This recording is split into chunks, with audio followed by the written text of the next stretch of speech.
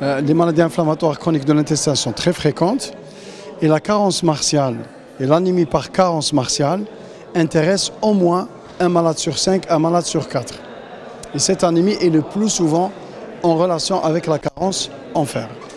Et sur le plan pratique, elle est largement sous-estimée puisqu'on ne la recherche pas systématiquement. Ce qui la provoque d'abord, c'est les lésions digestives dans ces maladies chroniques de inflammatoires qui entraînent des pertes de substances, des ulcérations, qui entraînent des saignements qui soient occultes, c'est-à-dire non vus par le patient, et qui entraînent à la longue une carence martiale et puis une anémie par carence martiale, soit c'est des grosses lésions qui vont saigner et entraîner un saignement qui est visible par le patient.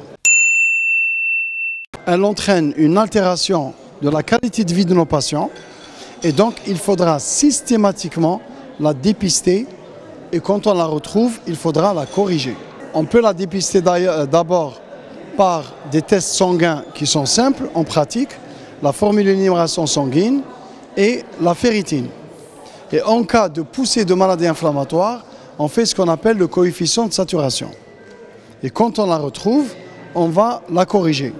Si le malade n'est pas en poussée inflammatoire, si le taux d'hémoglobine n'est pas très bas, c'est-à-dire il est au-delà de 10, et le malade est en rémission, on peut utiliser la voie orale s'il n'y a pas d'intolérance à cette voie. A l'inverse, en cas de poussée inflammatoire, la voie orale, le fer oral n'est pas absorbé et donc il ne sert pas à grand-chose.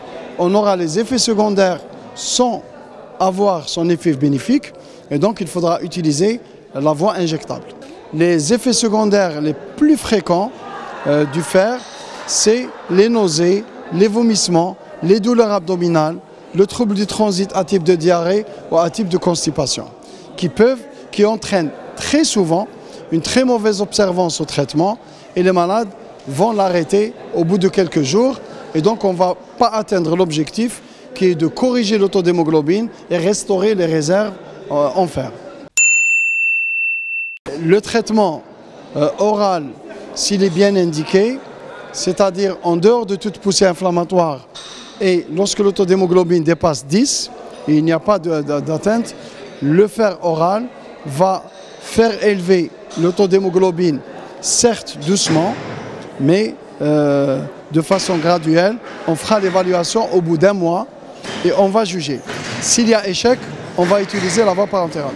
Le traitement par voie parentérale est très efficace puisqu'il permet de remonter le taux d'hémoglobine rapidement, mais il nécessite une injection sous surveillance médicale pour justement dépister les effets secondaires de cette voie parentérale et prendre les mesures qu'il faut très précocement.